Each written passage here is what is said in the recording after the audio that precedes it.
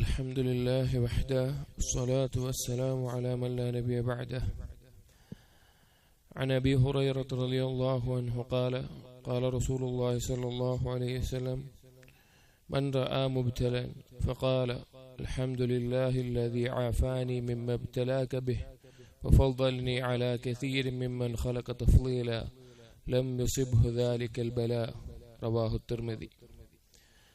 അബൂ ഹുറൈറ റളിയല്ലാഹു അൻഹു ഉദ്ധരിക്കുന്ന ഒരു ഹദീസ്, റസൂലുള്ളാഹി സ്വല്ലല്ലാഹു അലൈഹി വസല്ലം പറഞ്ഞു: മൻ റആ മുബ്തലൻ, ആരെങ്കിലും ഒരു പരീക്ഷിക്കപ്പെട്ടവനെ കണ്ടാൽ, അല്ലെങ്കിൽ ഏതെങ്കിലും ഒരു ബലാ ബാധിച്ചവനെ കണ്ടാൽ, ബലാ ഏതു വിഷയത്തിലാവാം, ഒരുത്തന്റെ ശരീരത്തിൽ രോഗം കാരണം, അല്ലെങ്കിൽ എന്തെങ്കിലും മറ്റുള്ള അപകടങ്ങൾ കാരണം ഉണ്ടാകുന്ന ബലാകൾ വരാം, അല്ലെങ്കിൽ ഒരുത്തന്റെ ദുനിയാവിയായ വിഷയങ്ങളിൽ സമ്പത്തിൽ ദാരിദ്ര്യം വരാം, അല്ലെങ്കിൽ കച്ചവടമോ അല്ലെങ്കിൽ വീടോ അല്ലെങ്കിൽ വാഹനങ്ങളോ നശിക്കുന്ന അല്ലെങ്കിൽ അപകടം പറ്റുന്ന ആ രീതിയിൽ ബലാകൾ വരാം.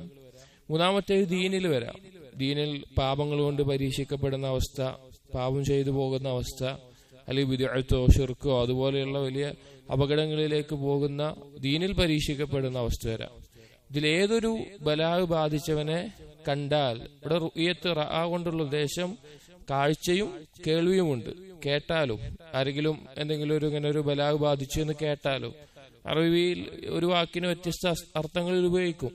ഉദാഹരണത്തിന് ഖുർആനിൽ അസ്സംഅ് എന്നുള്ളത് 3 അർത്ഥത്തിൽ ഉപയോഗിക്കും. ഒന്ന് സാധാരണ കേൾവി എന്നുള്ള അർത്ഥത്തിലുണ്ട്, 2 ഫഹ്മ് ഗ്രഹിക്കുക മനസ്സിലാക്കുക എന്നുള്ള അർത്ഥത്തിലുണ്ട്, 3 ഇജാബ ഉത്തരം ചെയ്യുക എന്നുള്ള അർത്ഥത്തിലുണ്ട്. വ്യത്യസ്ത ആയത്തുകളിൽ വ്യത്യസ്ത അർത്ഥങ്ങളിൽ സമഅനെ ഉപയോഗിക്കാറുണ്ട്.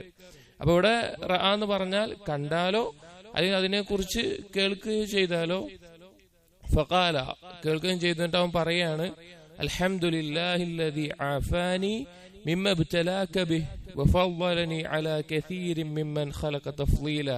ആ കാണുന്ന ഒരുവൻ പറയാണ്: അൽഹംദുലില്ലാ, അല്ലാഹുവിന് സ്തുതി, അല്ലദീ എങ്ങനെയുള്ളവൻ, ആഫാനി മിമ്മ ഇബ്തലാക ബിഹി നീ നിനക്ക് ബാധിച്ച ഈ ബലായിൽ നിന്ന് എനിക്ക് ആഫിയത്ത് നൽകിയവൻ, എനിക്ക് ബാധിച്ച ഈ പരീക്ഷണത്തിൽ നിന്ന് എന്നെ സംരക്ഷിച്ചവൻ. വഫളലനി അലാ കസീരിൻ മിമ്മൻ ഖലഖ തഫ്ളീല അവന്റെ ഒരുപാട് സൃഷ്ടികളിൽ എന്നെ ഒരുപാട് ഔദാര്യം നൽകിയതിന്റെ പേരിൽ, അല്ലെങ്കിൽ ഇതുപോലെയുള്ള ബലാഗ് ബാധിക്കാതെ എനിക്ക് ഒരുപാട് ഫള് നൽകിയ അള്ളാഹുവിന് സ്തുതി എന്നുള്ള ദുആ.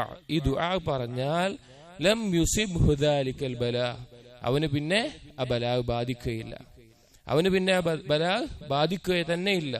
നമുക്കറിയാം, അള്ളാഹു സുബ്ഹാനഹു വ തആലയാണ് ഇതെല്ലാം തീരുമാനിക്കുന്നത്. അള്ളാഹുവിന്റെ റസൂൽ സല്ലല്ലാഹു അലൈഹി വസല്ലമ പറഞ്ഞു തരുന്ന വളരെ ഉപകാരപ്രദമായിട്ടുള്ള ഒരു ദുആ ആണിത്. നമ്മുടെ മുന്നിൽ ഒരുപാട് ആളുകൾ ഇതുപോലെ ശരീരത്തിലാവട്ടെ, ദുനിയാവിലാവട്ടെ, ദീനിലാവട്ടെ പരീക്ഷിക്കപ്പെടുന്ന ആളുകൾ നമ്മൾ കാണും. അത് അവരെ കുറിച്ച് നമ്മൾ അറിയുന്ന സമയത്ത് നമ്മൾ എന്ത് ദുആ ചെയ്യണം? ഈ ദുആ ചെയ്യണം. ഇതിലും വലുത് എന്താണ്? ആ ബലാ നമുക്ക് ബാധിക്കില്ല. ലം യുസിബ്ഹു ദാലികൽ ബലാ, അത് ബാധിക്കുകയില്ല എന്നുള്ളൊരു ഉറപ്പ് ലഭിക്കുന്നതാണ്. അപ്പൊ നല്ല ഈമാനോട് കൂടി ഇങ്ങനെ എന്തെങ്കിലും ഒരു പരീക്ഷിക്കപ്പെട്ട ഒരാളെ കണ്ടാൽ നമ്മൾ ഈ ദുആ ചെല്ലാൻ ശീലിക്കണം, അല്ലെ അതിനെക്കുറിച്ച് കേട്ടാൽ അത് ശീലിക്കണം. കാരണം ഇതിൽ അല്ലാഹു സുബ്ഹാനഹു വ തആല നമ്മൾ സ്തുതിക്കുകയാണ്, നമ്മൾ നന്ദി കാണിക്കുകയാണ്. നമ്മൾ എത്രത്തോളം അള്ളാഹുവിന് നന്ദി കാണിക്കുന്നുവോ അത്രത്തോളം നമുക്കുള്ള ആഫിയത്തും ബാക്കിയുള്ള കാര്യങ്ങളും അള്ളാഹു സുബ്ഹാനഹു വ തആല വർദ്ധിപ്പിച്ചു തരും. അപ്പൊ നമ്മുടെ നിഅമത്തുകളെ നമ്മൾ ഓർക്കുകയാണ്.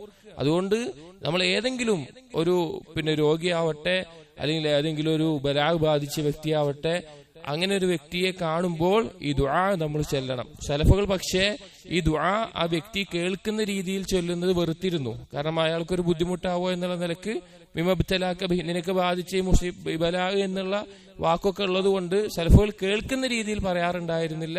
പക്ഷെ കേൾക്കാത്ത രീതിയിൽ അവർ എന്തെങ്കിലും മുസീബത്ത് കണ്ടാൽ, ഇതുപോലെയുള്ള ബലാഗുകൾ ഏറ്റ ആളെ കണ്ടാൽ അറിഞ്ഞാൽ അവരിത് ചൊല്ലാറുണ്ടായിരുന്നു. അതുകൊണ്ട് ഇത് നമ്മൾ ശീലിക്കണം. ബലാഗുകളിൽ നിന്ന് അല്ലാഹു സുബ്ഹാനഹു വ തആല നമ്മെ കാത്തുരക്ഷിക്കാൻ അതൊരു കാരണമാകും. അല്ലാഹു സുബ്ഹാനഹു വ തആല നമുക്ക് ദുനിയാവിലും ആഖിറത്തിലും ആഫിയത്ത് നൽകുമാറാകട്ടെ. അസ്സലാമു അലൈക്കും വറഹ്മത്തുള്ളാഹി വബറകാതുഹു.